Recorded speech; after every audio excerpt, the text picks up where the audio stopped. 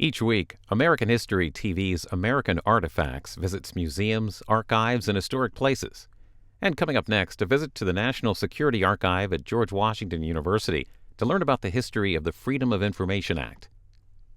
Lyndon Johnson had to be, in the words of his press secretary, Bill Moyers, dragged kicking and screaming into signing the bill because the bill said any person, not just a citizen, by request could get out of their government any records the government held as long as they weren't damaging to national security or to a law enforcement investigation or to personal privacy, basically. LBJ was really reluctant because every one of his federal agencies thought this was a nightmare. You mean people are going to be rummaging through our files? No, we can't do that.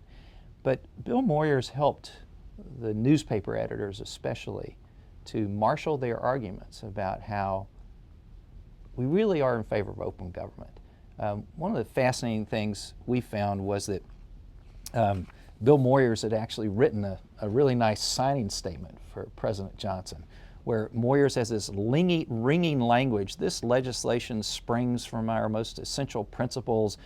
Democracy works best when the people know what their government's doing. They must have access to the policies and rules. Government officials shouldn't be able to pull curtains of secrecy. Good government functions best in the full light of day. What's great about this is that we now know from LBJ's own daily schedule that on the telephone, Johnson called Moyers and said, "Cut that out." Come on. And Moyers has to X through this ringing declaration about freedom of information, and he puts in there, and we have the final version. Final version just says, yes, this legislation springs from one of our most essential principles. Democracy works best, this is LBJ's language, when the people have all the information that the security of the nation permits them to have. It's a big difference. It's really interesting. It shows some of that real reluctance. LBJ, who was the absolute past master of signing ceremonies, we have photographs of him sitting there with members of Congress behind him where he crosses a T with one pen and then hands the pen to one of them, dots an I with another pen and hands it back to them, does a little underline under the N and hands that pen back. He was stage master for ceremonies. Not only was there no signing ceremony for the Freedom of Information Act, it doesn't even appear on his daily schedule at the LBJ Library. All there are these repeated phone calls from Bill Moyers. Moyers had been wired by the American Society of News Editors, newspaper editors back then. Now they're news editors because the news has changed. The editors had written him on July 2nd, "This bill just came to President Johnson. It might not get signed in pocket veto," that was what it's called. And that might be not signed by inadvertence. And in the LBJ Library, we found Moyers' telegram response, and Moyers writes back, "Inadvertence, not our style." Well, he still had to drag LBJ with major edits on the final signing statement, which is fascinating to me. It's historic from July 4th, 1966. The middle three paragraphs are not about open government, they're about secrecy. This one's about military secrets. This one's about privacy and confidentiality of deliberations. This is about the prerogatives of the presidents under the Constitution as commander-in-chief. And LBJ says, "I do not share this concern. We don't want to do that." So the middle whole section of the final signing statement of this historic bill is about withholding information. But the impact over 50 years has been amazing. The United States was the third country in the world to have a Freedom of Information Act after Sweden and Finland. Some of the states, like Wisconsin, had already done their own Freedom of Information Acts, but after the federal government passed theirs in 1966, many of the other states joined in. Take the state of Michigan, for example. We know today that the water crisis, the lead poisoning of those thousands of kids in Flint, Michigan, is because state officials, this is from their own emails that were released through the State Freedom of Information Act, their emails, they write to each other, "Well, we're not going to do those corrosion controls in the pipes because it'll cost too much. Let's wait till next year when the new water plant goes online." They blame the community groups, all hissing and riling people up. It was a blame the victim thing. Oh, it's those old pipes in your house with lead in them. No, it wasn't. It was the city pipes, the transmission pipes. And we only know that because of Freedom of Information requests under the Michigan law by reporters from the Detroit Free Press, from a Virginia Tech professor, from an investigator for the Michigan ACLU, from an angry housewife, from a EPA scientist who actually did his own test to show, no, it wasn't the pipes in the house.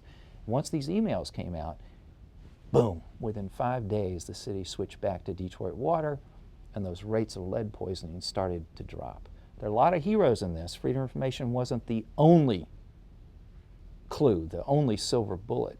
There were a series of others, lead levels in kids' blood obtained by a pediatrician, the housewife, this EPA scientist tested the pipes, but the Freedom of Information Act is what held people accountable. And that's 50 years later, making a difference, saving kids from lead poisoning. That's the effect of the Freedom of Information Act. There is some real history to this because the old idea of access to records was under British common law, where if you could show a personal interest, an economic interest, family interest in getting a hold of, say, a courthouse record, you could get that, but only through some judicial proceeding. There was no right to know. And gradually in the 1800s in this country, the real estate title insurance companies brought action after action at the state court level saying, no, wait a second, courthouse records, we paid for them, they're taxpayer records, they should be open. Now these guys wanted to make a business out of it, create databases so they could check titles and make sure the inheritance were correct and so they could issue insurance bonds on those titles. But they're the people that were the cutting edge, not journalists. It's interesting. It wasn't the muckrakers, it wasn't the progressives, it was the real estate commercial interests who changed the state of the law from a need to know, if you have a need to know, you might get access, to a public right to know. If it's a courthouse record, government record, you ought to be able to get it. Then in the 1930s, with the New Deal and the growth of the alphabet soup of federal agencies, we had the first Federal Register in the mid-1930s and National Archives. And then World War II, when our government turned into a permanent, big national security state with a standing army and huge expenditures on government, there was a real pushback. The Congress passed something called Administrative Procedures Act, which is a neat idea. It basically says if the government's going to do something that affects you or your business or your family, you have a right to know in advance and an ability to comment on it before it's finalized. This is the notice and comment idea. It's what's given rise to environmental impact statements and things like that.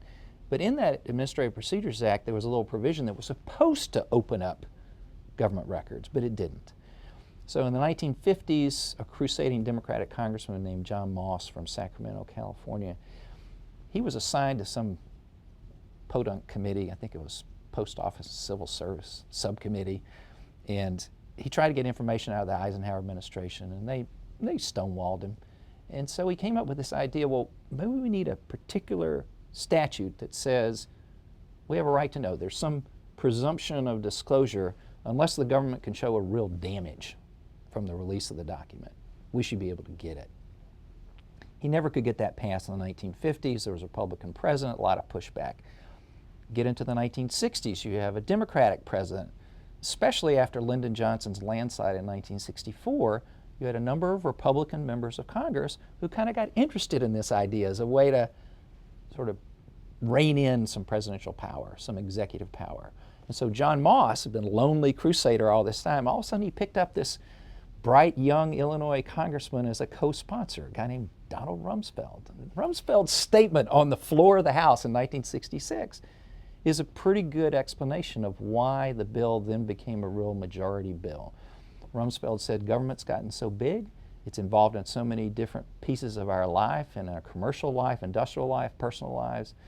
Medicare's passed, Social Security, so forth. We need the right to get those records out of agencies to be able to uphold our own standard of living, our own liberty, our own freedom, and as a restraint on government. So Rumsfeld signed up, and John Moss was ready. Now, all the federal agencies had weighed in and said, this is a bad idea. This is a really bad idea.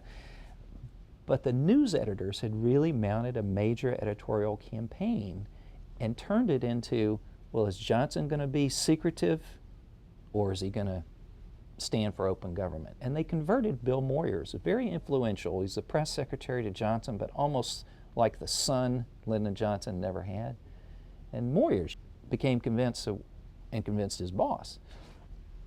You veto this thing, you let it go down, every newspaper in the country is going to editorialize against you. And as you know, I think even today, the first batch of information anybody in the White House reads first thing in the morning is the compilation of news clips. Now it's done digitally and President Obama gets it on an iPad. But back in those days, it was a stack of Xerox copies that were handed. Sensitivity to the press. And so LBJ, with no ceremony, really unwillingly, and it wasn't chosen July 4th for patriotic reasons. That just happened to be the last day before a pocket veto would kick in on the 5th. It was by happenstance. It wasn't, we now celebrate it as a patriotic win, of course, but it was accident.